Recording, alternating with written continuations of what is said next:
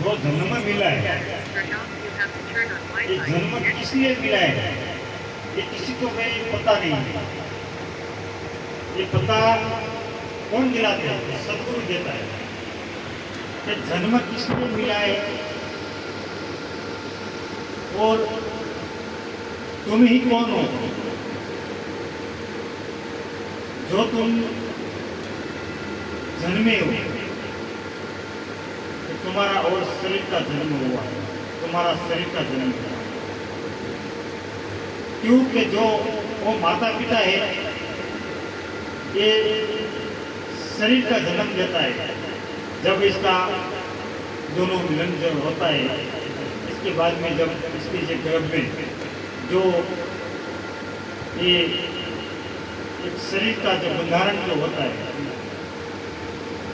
तब ये शरीर का जब अपना जब बंधारण हुआ है, तब ये जो माता इस शरीर का ये जन्म लिया है। जब बालपन में वो जब समझ आती है मैं बालक हूँ और धीरे धीरे वो जवान होता है, तो इसको ऐसा लगता है कि मैं जवान हुआ। जिस तो धीरे धीरे धीरे तो शरीर जो ऊद होता है, तो ऐसा लगता है कि मैं ऊद हुआ हूँ। जब मृत्यु जब नजीक आती है, तब ऐसा लगता है बस अभी मैं मरने वाला हूँ। ऐसे आपने जो मान लिया है, ये सब ये जो विकार ये सब शरीर का है। शरीर का बालपन है, शरीर जवान होता है, शरीर को ऊद होता है और शरीर को मौत आता है।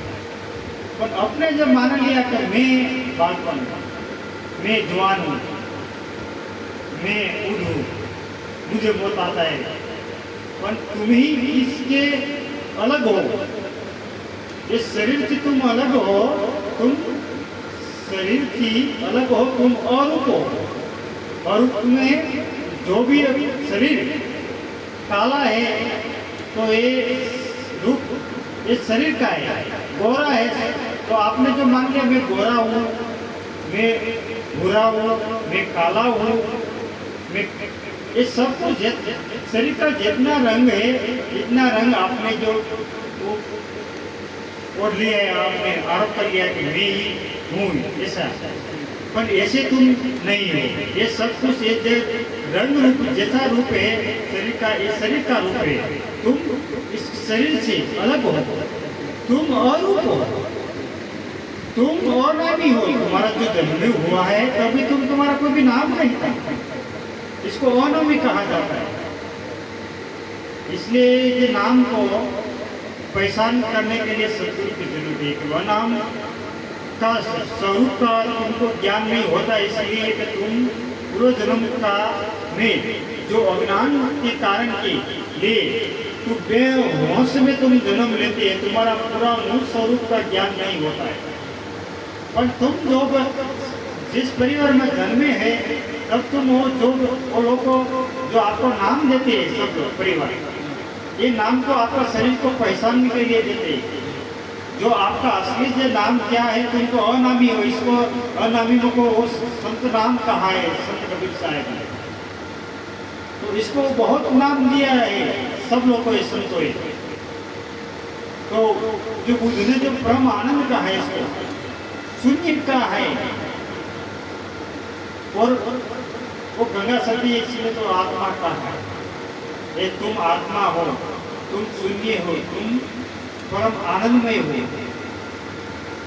इसलिए तुम ऐसे तुम कौन हो ऐसे तुमको नक्की कर लेना है भी कि मैं इस शरीर की अलग हूँ, मैं एक अनामी हूँ, मैं एक शुद्ध आत्मा हूँ, मैं एक आनंदमय हूँ, मैं एक शून्य हूँ। ऐसा आपको समझ लेना है।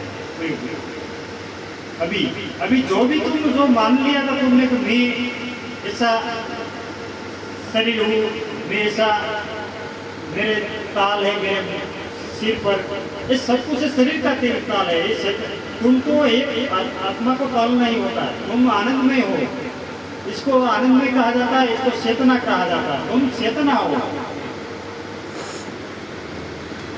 तुमको जैसे जैसे सबको जैसे वो लूला जन्मते हैं तो ऐसे मान लेते हैं कि मैं लूला हूँ, वो हाथ से वो फोड़ा है तो मैं फोड़ा हूँ, और शरीर में जो कोई भी जो खोटखापन होता है तो ऐसा मान ले मैं खोटखापन वाला हूँ। ये सब कुछ खोटखापन वाला तो शरीर है, ये लूला लंगड़ा और ये शरीर है। जो बेरा होता तुम ऐसे मान लिया तो मैं बेरा हूँ, पर बेरा तुम नहीं, तुम बेरा तो तुम्हारा शरीर है। तुम ही तो इसका एक अलग हो, तुम एक चेतना हो। इसलिए तुम जो एक भाव तुम्हारा जो छोड़ देना है कि मैं ये वाला नहीं हूं। इसलिए तुमको ख्याल रखना है, पूरा होश रखना है कि आज की तुम कौन हो। तुम एक चेतना हो, तुम शरीर नहीं।